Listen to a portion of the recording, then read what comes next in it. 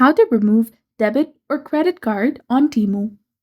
Hi guys, welcome back to our channel. So if you want to remove your saved debit or credit card from Temu application, you can follow the simple steps.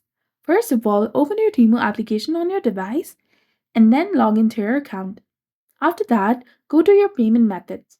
For that, you need to tap on your profile icon, that is the U icon in the bottom of the screen.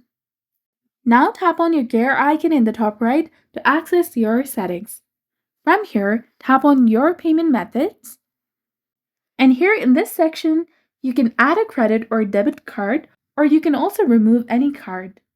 So find the debit or credit card that you want to delete and then tap on it.